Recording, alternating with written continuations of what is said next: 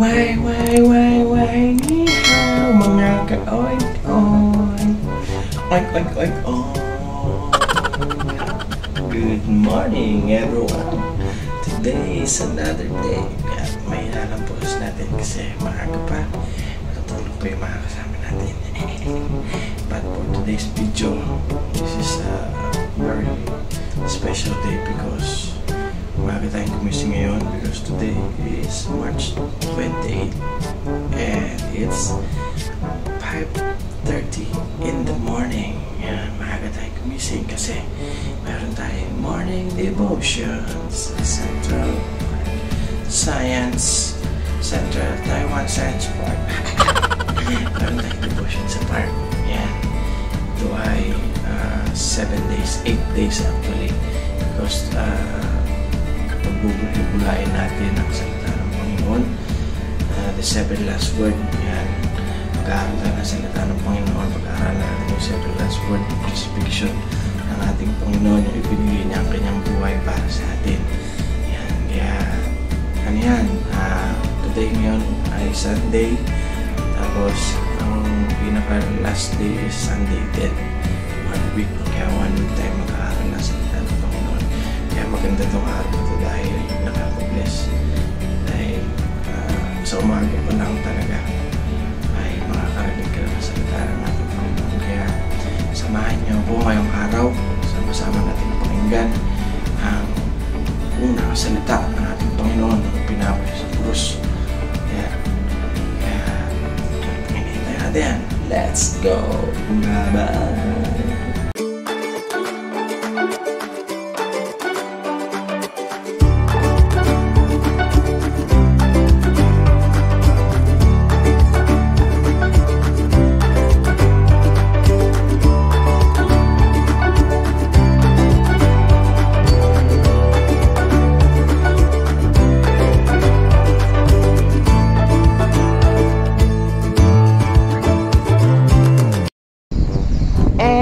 We're back! Yan, salukuyan na tayo naglalakad ngayon papunta sa park. Ayun nyo naman, napakadilim pa. Kasi nga 5:30 pa lang ng umaga. But now, it's 5:36 na. Late na tayo. Pero okay lang yan. Pero hindi pala okay kasi late tayo. So sunod, bukas masagaan natin para hindi tayo malate. Masabi ko nga, napakasarap yung umaga na to bumangon kasi alam mong mabubusog ka agad sa salita ng ating Panginoon. Hindi man physical but spiritual. Bubusogin agad tayo na salita ng Lord. And this morning alam ko ang magiging speaker ay si Brother Ariel. Kaya samahan natin siya ngayong araw na to para makinig ng salita ng ating Panginoon. Kaya ngayon, papunta na sa park.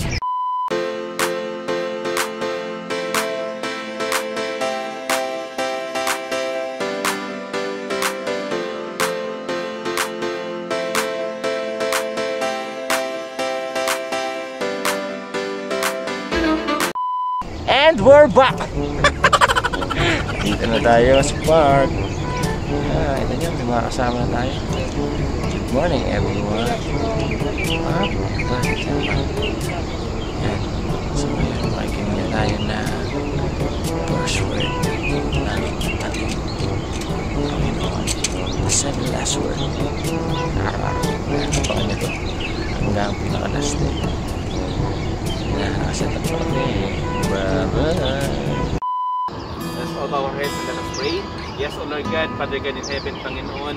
Lord, we thank you, Lord God, for this wonderful morning, O Lord God, na pinagkaloob po sa amin.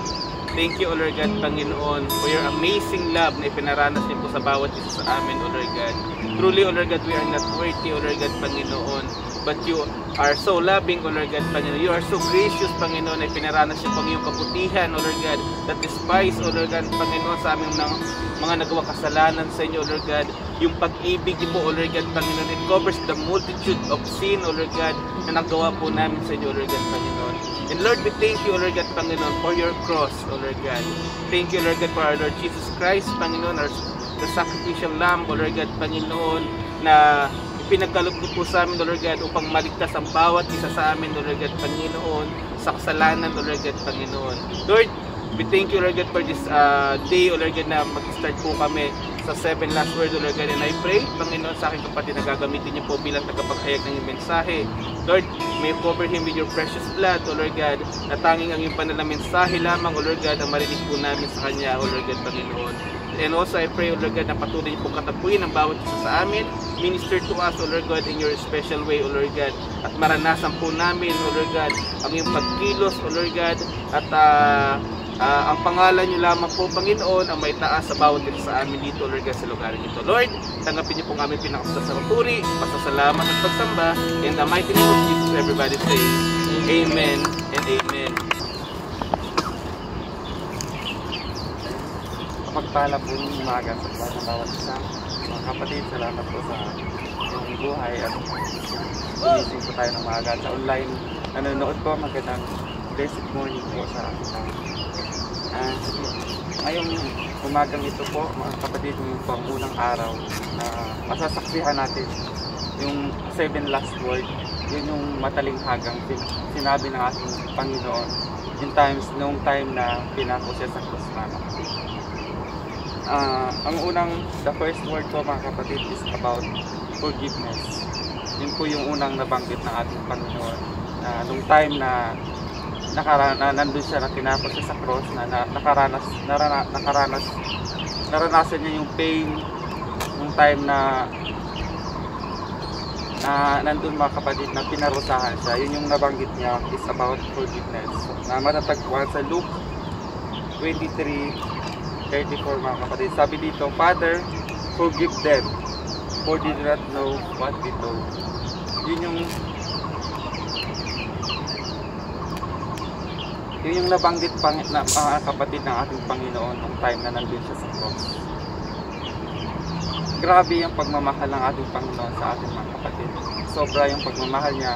Hindi niya inisip yung nung time na yun, hindi siya nakaranas hindi siya nagalit sa mga tao na nagparusa sa kanya, na alam naman nila na si Jesus Christ ay walang kasalanan, mga kapatid. Wala siyang ginawang masama, kundi ang ginawa lamang po niya ay ipahayag ang mabuting balita ng Diyos Ama. Yun yung ginawa ng ating Panginoon, ni Jesus Christ. Wala siyang nilabag doon sa law, wala siyang ginawang kahit anong kasalanan. Pero yung mga high priest, yung mga pinuno ng bayan, naghanap talaga silang paraan na parusahan nila ang Panginoon, dahil nga yung sobrang famous, yun yung term doon, ang daming tao na naniniwala sa Panginoon yung time na yun. Kasi marami rin po siyang ginawa, mga kapatid, ang ating Panginoon. Nagpagaling siya ng mga may sakit,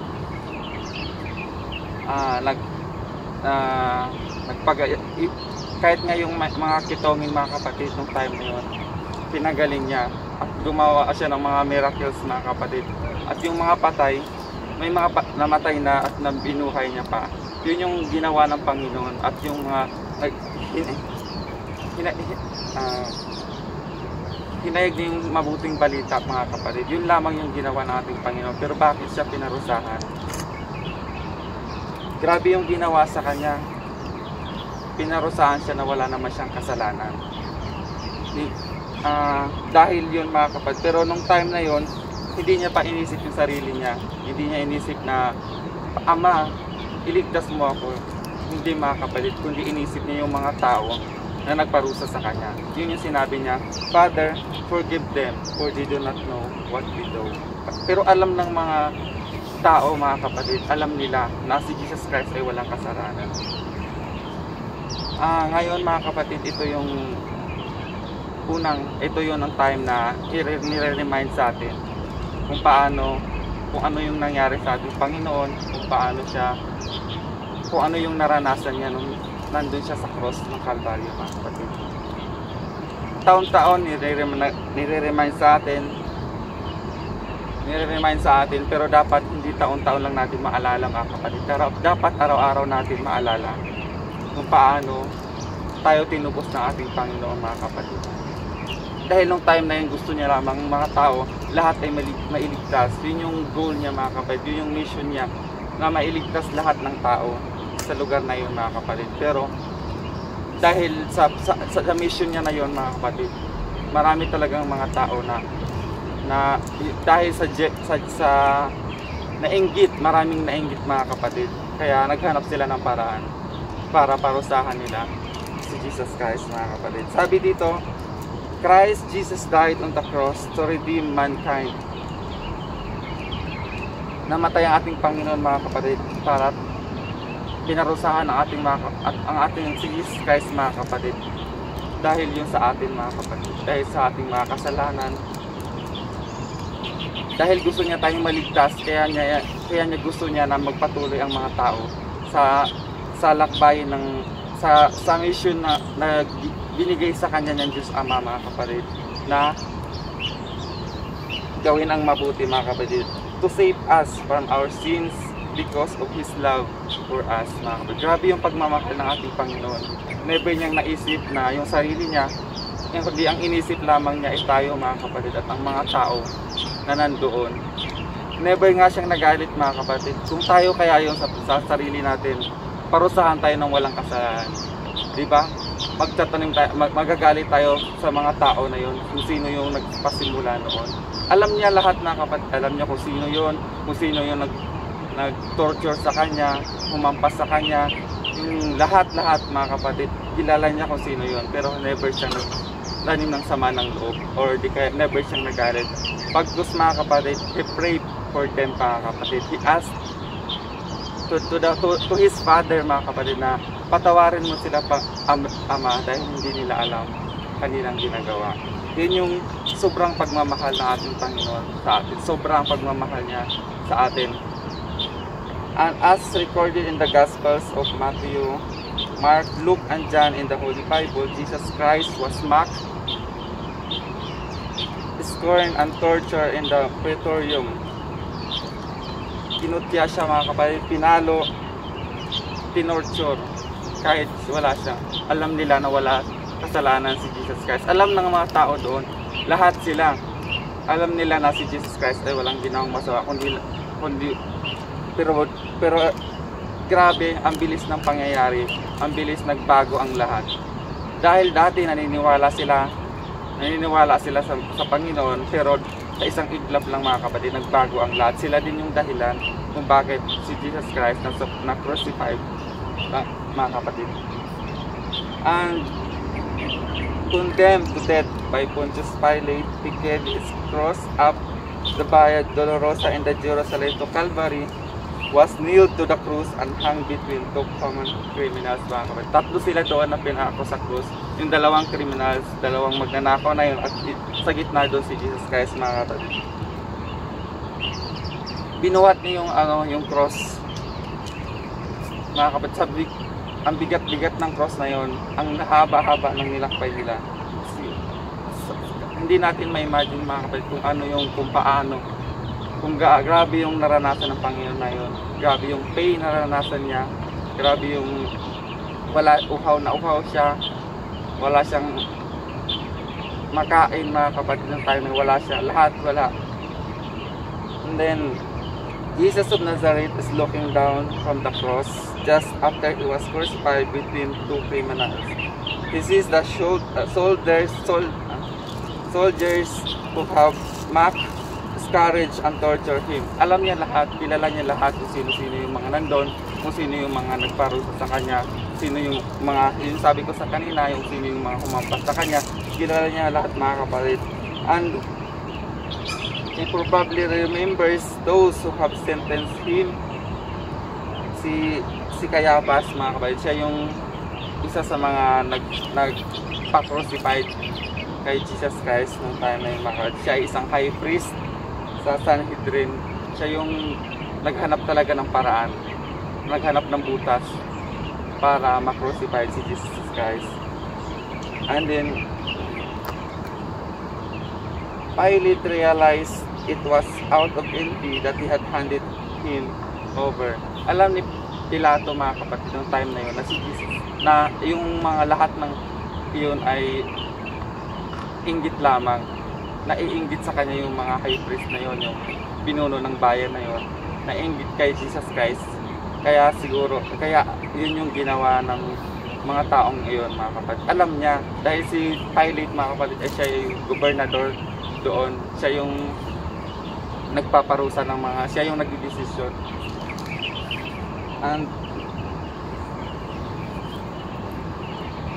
But is Jesus not also thinking of his apostles and companions who have deserted him, to Peter who had denied him 3 times, to the fickle crowd who only days before praised on his entrance to Jerusalem and then days later demand his crucifixion. Yun, even si Peter, mga kapatid, dininay niya si Jesus Christ. Dininay niya na si Jesus Christ ay kasama niya. Nakasama siya ni Jesus Christ, mga kapatid. He denied 3 times. Grabe, yung lahat ng mga kasama ni Jesus Christ yung time na yun, lahat itinanggi siya na hindi siya kilala dahil ayaw ng mga tao na yon na masama sila na ma-crucify doon, mga kapatid. Yun yung grabe na nung time na yun, kasama-kasama niya lahat, kahit saan-saan sila pumupunta, na naggagamot sila, naghahayag sila ng mabuting balita, kasama niya lahat yun.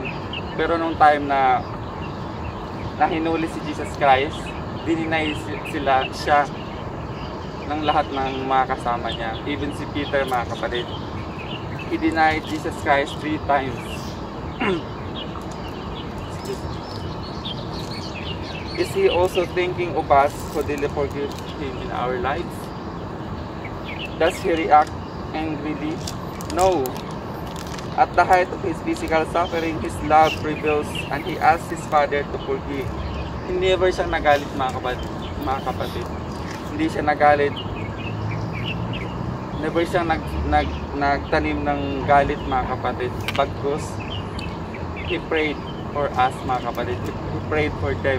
Kung sino yung mga tao na yun yung salarin, mga kapatid, ng kanyang pagkaparusa sa ating sa kay Jesus Christ, mga kapatid.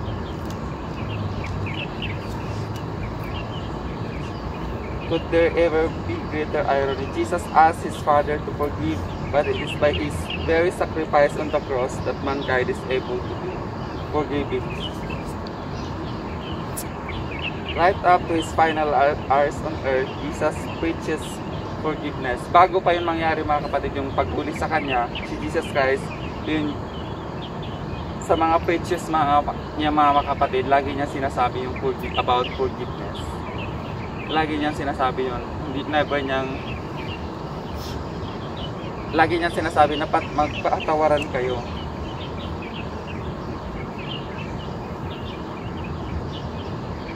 He teaches forgiveness in the Lord's Prayer. Sabi dito sa Matthew 6:12, forgive us our trespasses as we forgive those who trespass against us. Laging pinapaalala ng Panginoon, mga kapatid, sa atin na about sa forgiveness. Kahit siya, di ba? Kahit siya nandun na siya, na pinarusahan na siya, andun yung suffering niya, mga kapatid, ng pain, but still, mga kapatid, pinatawad niya ang mga hiningi niya sa Diyos Ama na patawarin yung mga tao na yun. Lagi niya sinasabi niyo na magpatawaran kayo.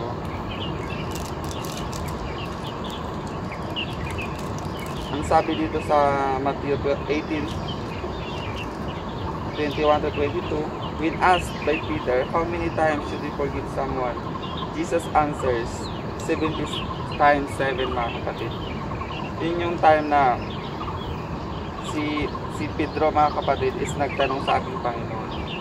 Sabi niya, Panginoon, ilang beses po ba ako pwedeng magpatawad sa aking kapatid na nagkakasala sa akin?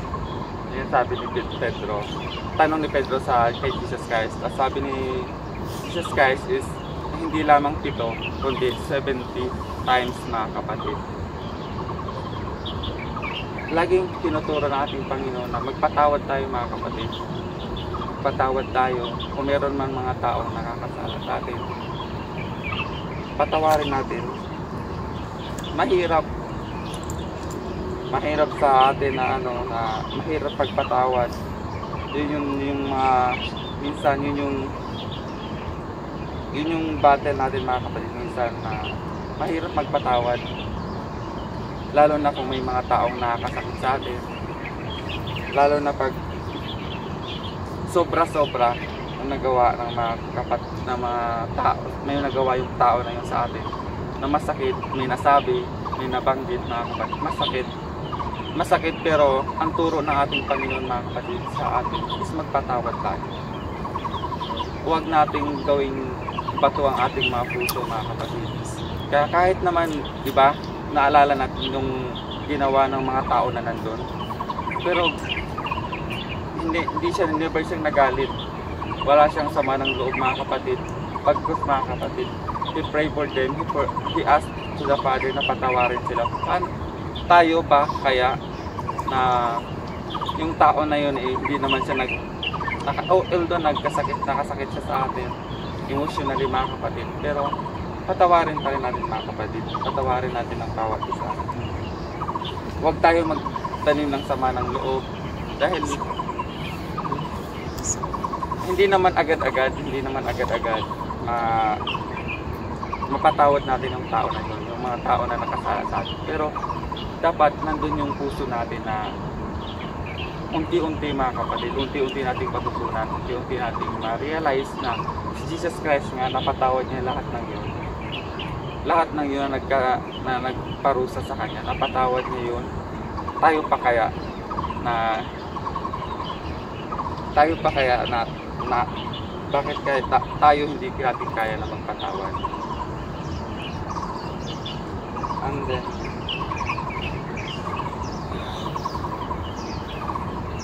marami ang mga kapatid ang si Jesus Christ na pinatawad, na basahin natin sa Luke, sa Mark 2:3 hanggang 12.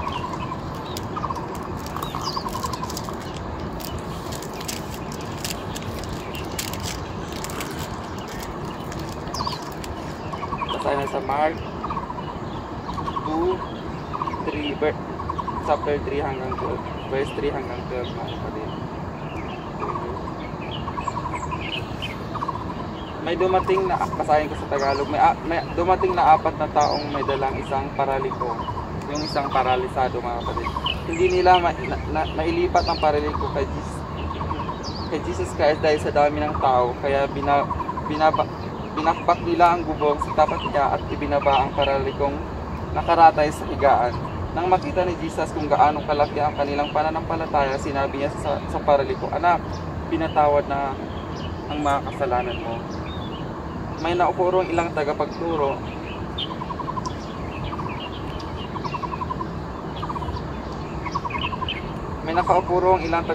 ng kauto na nag-iisip ng ganito, bakit siya nagsasalita ng ganoon? Nilabastangan niya ang Diyos, hindi ba't ang Diyos lamang ang makakapagpatawad ng kasalanan? Alam ni Jesus ang kanilang iniisip, kaya sinabi niya agad, bakit kayo nag-iisip ng ganyan? Alin ba ang mas madali, ang sabihin sa paraliko, patanatawad na ang kasalanan mo, o ang sabihin tumayo ka, bitbitin mo ang iyong higaan at lumakad ka? Ngunit upang malaman ninyo na ang anak ng tao ay may kapangyarihang magpatawad ng mga kasalanan dito sa lupa, sinabi niya sa paraliko, tumayo ka, buhatin mo ang higaan at umuwi ka na. Yun yung ginawa ng Jesus Christ ng tayo na yung paraliko mga kapatid, i-forgive mga kapatid, at kaya yun gumaling yung tao na yun. And then sa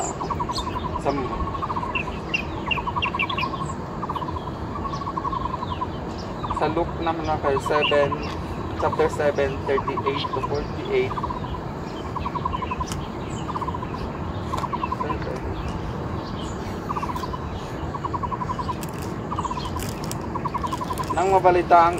Nang mabalitang kumakain si Jesus Christ sa bahay na ito ng Pariseo, isang babaeng itinuring na makasalanan sa bayang iyon ang nagpunta roon na may dalang pabangong nasa sisidlang alabastro.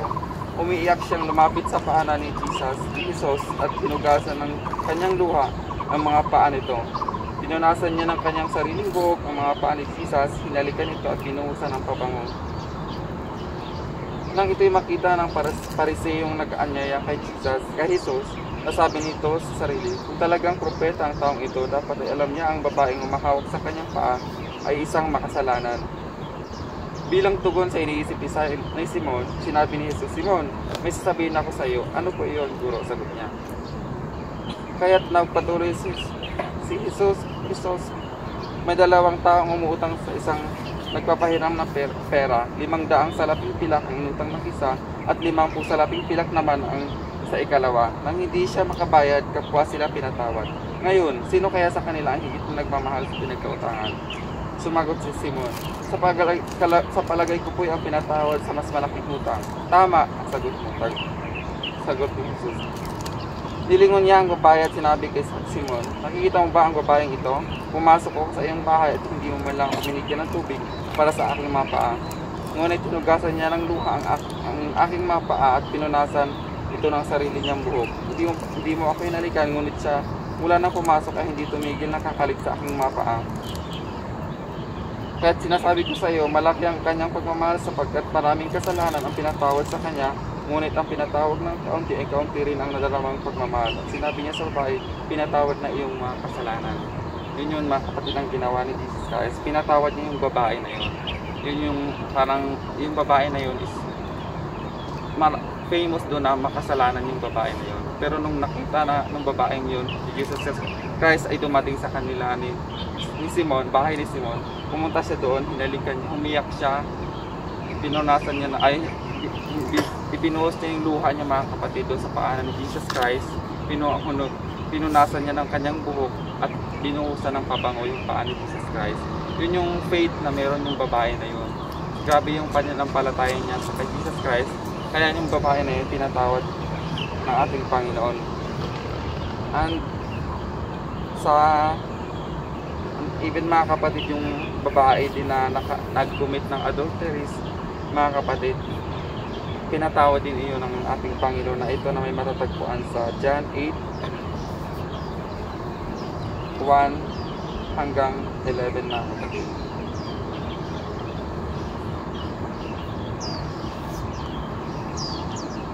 Sabi dito, si Jesus naman ay pumunta sa bundok ng mga Olibo. Kinabukasan, maaga pa'y magbalik siya sa templo. Lumapit sa kanya ang lahat, kaya't umupo siya at nagsimula siyang magturo. Dumating noon ang mga tagapagturo na kautusan ng mga parasyo na may dalang isang babaeng nahuli sa pangangalon niya.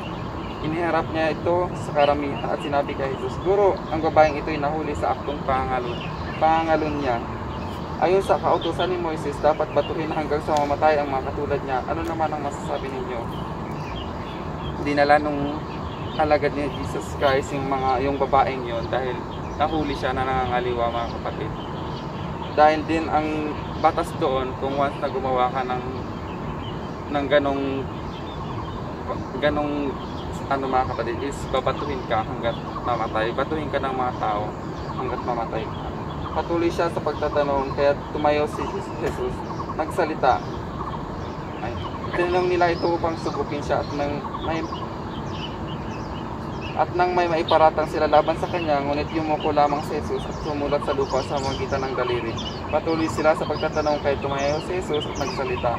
Ang sinuman sa iyo na walang kasalanan ang siyang maunang bumato sa kanya. Yun yung sinabi ni Jesus, mga kapatid, kasi makulit yung mga tao, ay yung mga tauhan niya ba. Bakit daw wala man lang ginawa si Jesus sa babaeng yun? Bakit wala siyang sinabi, wala siyang nabanggit, kundi nagsulat lamang siya sa lupa at yun yung sinabi niya. Dahil makulit yung mga alagad niya, mga kapatid, sinabi niya yun. Kung sino man ang sa inyo ang walang kasalanan, ang siyang unang magbato.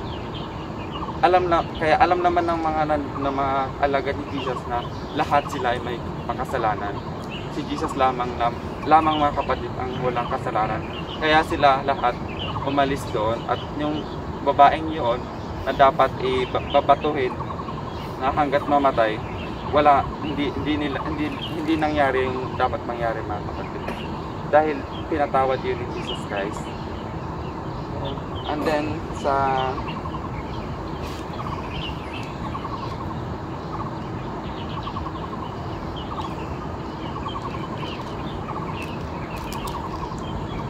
kahit nung time, mga kapatid, na yung huling hapunan nung bago hinuli si Jesus Christ, kumain sila noon.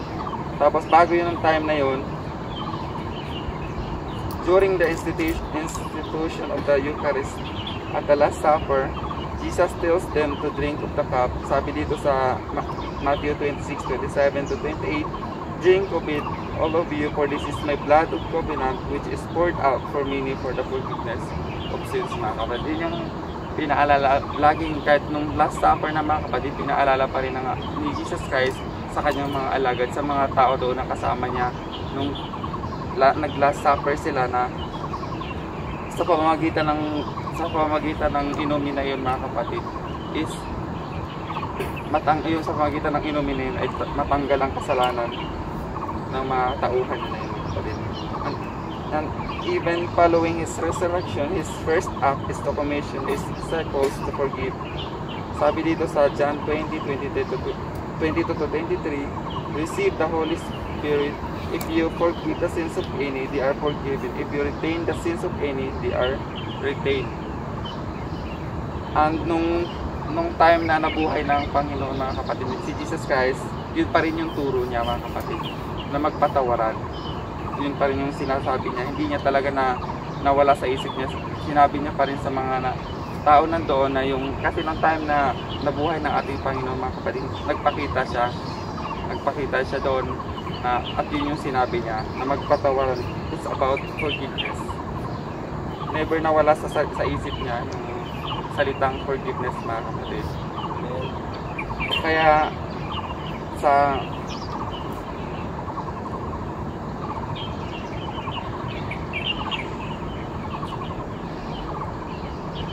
Kaya mga kapatid,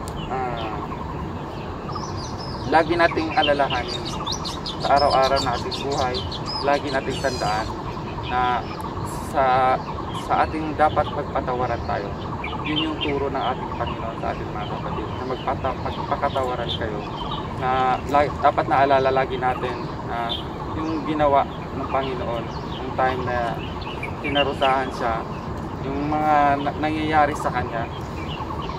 Dahil sa sobrang pagmamahal niya sa atin, mga kapatid, never siyang nagalit doon, at yun yung turo gusto niyang mangyari sa atin. Yun yung gusto niya, na magpatawaran tayo. Yun yung pray niya, yung hiningi niya sa Diyos Ama, mga kapatid, na patawarin niya ang buhay ng bawat isa, ang mga taong nagkakasala, mga kapatid. Illustration lang po ako kung gano'n. Hindi muna tayo mag-selfie. Illustration po kasi ito. Saka lang ba?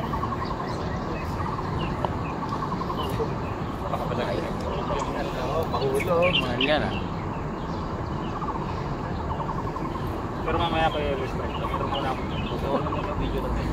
Ayun, so meron lang po akong konting share po kung gaano kalawak yung pagpapatawad ng ating Panginoon sa buhay natin. Kasi na-share ko na rin nung nakaraan dito sa yung about kay Peter and Jesus Christ sa Last Supper. Si Judas tapos si Peter. Di po ba bago mangyari yung crucifixion, nandun na alam na ng ating Panginoon yung gagawin nila. Si Judas i-betray niya si Jesus. Tapos si Peter i-deny niya, i-disown siya. Pero ang nangyari po dito bago mangyari, nagsalo-salo muna sila. Amen. Salo-salo muna sila for the Last Supper. Kaya nung tinitignan ko yung passage na yun, parang ang hirap naman kako sa tao. Alam mong ibibitray ka ng isang tao, alam mong di-deny ka, pero nandun pa rin yung hinarap mo pa rin siya. Nandun pa rin na in-entertain mo pa rin yung tao. Kunwari, si Chairman, alam kong ibibitray niya ako. Alam ko na siya ang dahilan para mamamatay ako. Meron pa ba yung i-entertain ko pa ba siya? Hindi po ba? Hindi ko, lalayaan ko na siya kasi siya ang magiging dahilan. Alam ko magiging dahilan na mamamatay ako. Pero ang ating Panginoon, in-entertain niya. In-entertain niya si Judas, in-entertain niya si Peter. Kasama pa siyang kumain hanggang sa huli. Di po ba alam niya yun, kasi alam niya, alam niya yung pagpapatawad ng ating Panginoon. Bago pa nila gawin yun, pinatawad na sila ng Panginoon. Pero kung sa taong gagawin ng tao yun, wow pa ako, parang hindi ko kayang patawarin si chairman yun eh. Kasi siya ang dahilan para magiging mamamatay ako eh. Siya ang dahilan para i-deny niya ako, bibitray niya ako. Sabi ko, napakalawak naman yung pagmamahal ng pagpapatawad ng ating Panginoon. Kahit alam niya na ito ang gagawin ng isang tao, nandun pa rin na i-entertain ka, nandun pa rin na hindi ka niya palalayasin, hindi ka niya iiwasan. Nandun pa rin na lalapitan ka niya. Kaya yung pagpapatawad ng ating Panginoon talaga napakalawak. Nandun na open pa rin siya sa atin. Amen. So, kanina naalala niyo po nagpicture ako. Alam niyo po ba yung itsura niya doon? Hindi niyo alam yung itsura niya doon. No? Nandun, ang illustration ko kasi doon, ganun din po tayo. Minsan din natin alam na nagkakasala na tayo. Pero ang Diyos, ako na nag-picture, makikita ko doon. Alam ko yung itsura niya. Kaya nga sabi doon, sa kanyang salita, Father, forgive them, for they do not know what they do. So, ang ating Panginoon kasi minsan, kahit na nagkakasala na tayo, hindi tayo aware. Pero alam ng ating Panginoon yan. Parang si brother din, ako, nagkakasala na siya, hindi niya maalam. Nagkakasala na siya sa akin, hindi niya alam. Pero ako nakikita ko. Ganun ang ating Panginoon. Kaya kung minsan, sabi nga dun sa kanyang salita, sa 2 Corinthians 5:17, ang pagbabago dun po. Habang kinabago niya tayo, nakikita rin natin yung pagkakamali natin, na nabipicture out natin yung mga kasalanan natin na ginagawa. Kaya kung kunwari ako yung Panginoon, makita ko sa inyo picture, ay ito, pwede nyo itama yung sarili nyo kasi nakita nyo na. Sa susunod na gagawin nyo, makikita nyo na yung picture nyo na ganito palang ginawa ko. Parang hindi ka nais-nais, hindi maganda sa picture. So sa susunod na picture tayo, alam mo na yung post mo, alam mo na yung magiging mas magandang post na gagawin mo sa susunod na picture. Ganon din po tayo pag sa buhay Kristiyano. Pag nung nalaman mo nagkasala ka, sa susunod alam mo na, itatama mo na yung sarili mo. So ayun lang po yung may share ko. Mapagpalang umaga po sa buhay ng bawat isa. So sobrang nakakamiss po, no? Nakakamiss yung makapatiran natin na umalis na. Umalis pala yung namimiss. So, ang galing lang din ng timing ng Lord talaga is unite with one spirit. Father, forgive them for they do not know what they are doing. So, connected po siya sa monthly theme natin, which is love God, love your neighbor. So, sino po dito yung mga nag-manifest na yung forgiveness sa puso natin? Or ongoing or on process. So, yung pong tema natin, yung pong first word natin is all about forgiveness. And yung forgiveness na ito, sabi nga, na-overcome ni Lord. Kaya ganun na lang niya pinasa sa atin. Ito yung kumbaga, siya yung naging illustration. Amen? Hindi mo pwedeng sabihin na magpatawad ka kung sa sarili mo, hindi ka nagpapatawad. So, ganun na lang ipinakita sa atin ng Lord na bago niya i-demonstrate, bago niya ituro, bago niya ipahayag, which is sa kanya muna talaga. Kaya nga po, walang salita o walang mensahe ang Lord na walang naging kabuluhan. Lahat po ng message ng Lord sa buhay natin ay may kabuluhan. Amen po. Kaya nga po, sabi nga po doon, it's all about sa mga taong nanakit sa atin, sa mga, sabi nga po ni Bro Arya, sa mga taong nagmak sa kanya, sa Panginoon natin, sa lahat ng suffering na naramdaman niya, nandun na yung word na pagpapatawad. So, kaya po, tinuro to sa atin ng Lord, is pinakita niya muna sa atin kung paano siya nagpatawad. Gayon na lang na, nawa sa bilang tao, hindi naman to instant na papatawarin mo lahat. Pero alam mo yung puso mo na darating yung time na mapapatawad mo tong mga taong to na nakit sa'yo. Yeah. Yung willingness ng puso mo. Kaya sabi nga, bago pa man natin matapos yung 7 last word, inumpisahan na agad ng Lord na love your neighbor. Amen. So, yun lang po, laging tandaan, love your God, love your neighbor. So, forgive mo rin yung sarili mo. bago ka mag-forgive sa ibang tao, unahin mong magpatawad sa sarili mo. Yun lang po yung ano sa akin ng Lord, na yung mga pagkukulang mo, and ano man yung lapses na meron ka sa Panginoon, unahin mo na humingi ng pagpatawad sa Panginoon. Yun lang po, to God be the glory. Paano umaga mga kapatid? So yun nga, sabi nga na yung Gabriel, na Mabait, and this first word is about forgiveness. And yung forgiveness na yan mga kapatid, kasi sabi doon, Father, forgive them for they do not know what they are doing, in other translation. So nakita natin dito, ang ating Panginoong Jesus, even though na ganun lang ginawa sa Kanya, yung mga taong nasa harap niya, yung mga tao na kasama niya, he had been betrayed, he had been scourged back, pero andun pa rin na hiningan niya ng tawad ng ating Panginoon. And sa atin mga kapatid, ngayon turuan tayo ng Lord na laging lumapit sa ating Panginoon when we come to nakagawa tayo ng kasalanan, just repent, diba? And then, huwag din natin kalimutan mga kapatid na tayo magbigay din ng kapatawaran sa iba. At higit sa lahat mga kapatid, ang pinaka teachings ng Lord dito, when someone na may nakita tayo na nagkasala, tayo na mismo yung humingi ng tawad para sa kasalanan na nagawa. Kaya nga sabi ng Lord, for they do not know what they are doing. Amen. Kung hindi alam nung kasama mong yun o yung nakita mong tao na yun ang ginagawa niya, then you are the one who able to ask forgiveness to the Father. Kaya nakakatawa, nung dati, yung first time ko na marinig ito, alala ko pa yun, year 2016. Sabi ko, ganun pala yun. Yung time na, yung ginagawa ko dati, nakikita ko sa iba, doon mo na lang may isip na, Father, forgive them, for they do not know what they are doing. Tayo mismo may kakayanan na humingi ng tawad sa ating Panginoon, then tayo na rin mismo yung gumawa ng kapatawaran para sa mga nagagawang kasalanan ng mga tao sa paligid.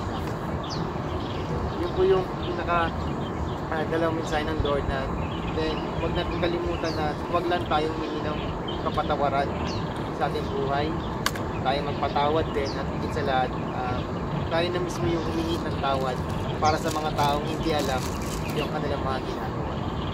Parang nag-i-intercede ka na rin pa for their lives. Yun lamang po God be the glory. Forgive them. Yung po yung tinuturo sa atin ng ating Panginoon na magpatawad tayo. Yung hindi natin kailangan na magtanim tayo ng galit sa ating puso. Huwag tayo magtanim sa puso natin.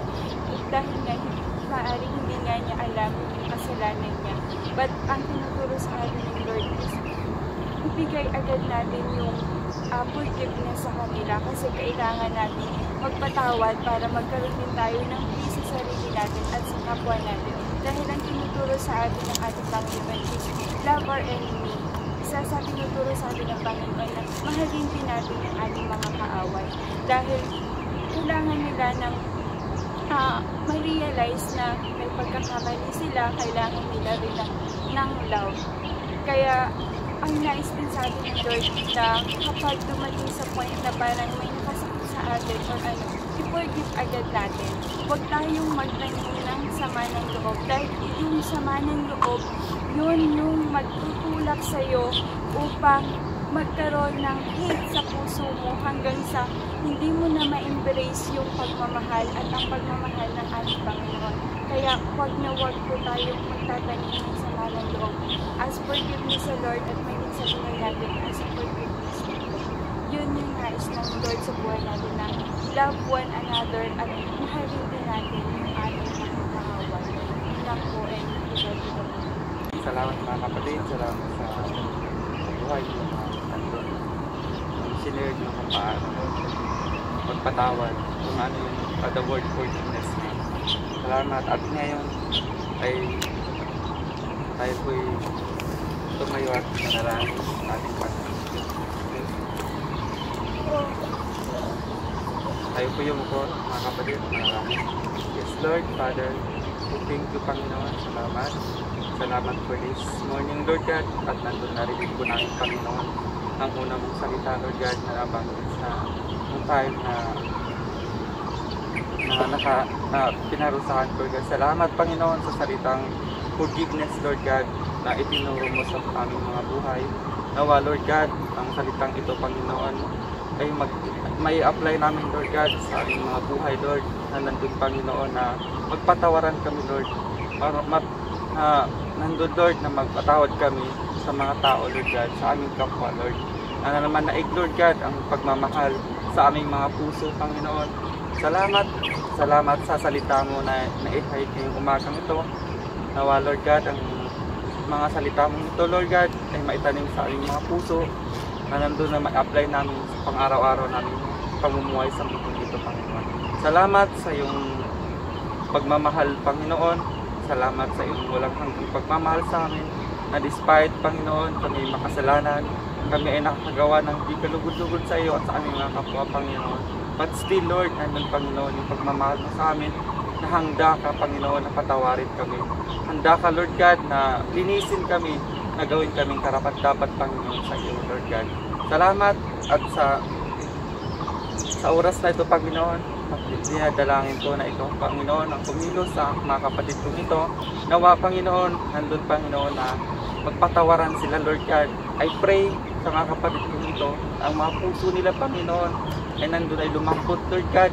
Nandun na ikaw, Panginoon, ang maghari sa kanilang puso, na magpatawaran sila, na kahit sila ay may mga tao, Panginoon, na nakasamaan ng loob, Panginoon, na nandun, Lord God, na nandun yung puso nila na handang magpatawad sa taong ito, iyon, Panginoon. Turuan mo ang bawat isa, turuan mo, Panginoon, na na lumakad kami, Lord God, sa iyo, sa lamang, Panginoon, na hindi kami lumiko sa anuman, Lord God, bagkus, Lord God, sa iyo lamang, Panginoon. Dahil sa iyo, Lord God, alam namin, Panginoon, ang aming buhay ay mayroong kasiguraduhan, Lord God. Salamat at sa mga kapatid kong ito, I pray, Panginoon, na ikaw, Lord God, ang matagod sa kanila, na wabigyan niyo sila, Panginoon, lakas, Lord God, na sa araw nilang pagtatrabaho, Lord God, nandun yung joy, nandun yung kalakasan, Panginoon, na nawa, Lord, na wala pong ma-injil sa kanila, Panginoon, na kahit maaga po sila, Panginoon, napuyat po sila, Panginoon, but ikaw po, Panginoon, ang aming inuna, Lord God. Bigyan mo kami ng kalakasan na nagbumula lamang sa iyo, Lord God. Salamat sa mga salita mo na naihayag ngayong gabi, ngayong magang ito, Panginoon, at bigyan niyo ng kalakasan ang bawat isa, at nandun ang joy, nandun ang peace, Panginoon, ang peace sa puso, Panginoon, ng bawat isa. At maraming pong salamat, Panginoon, at tanggapin niyo po ang aming pinakamatas na papuri, pagsambat wa salamat. This I pray in Jesus' name. Amen. And we're back.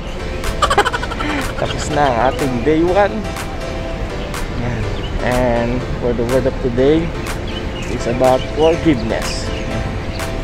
Napakaganda ng mensahe niyo umaga nito. Kaya para sa ating lahat, huwag natin kalimutan lagi magpatawad sa bawat isa, kasi ito naman ang tinuturo sa atin. Magpatawad tayo sa ating kapwa, kahit sino po man yan.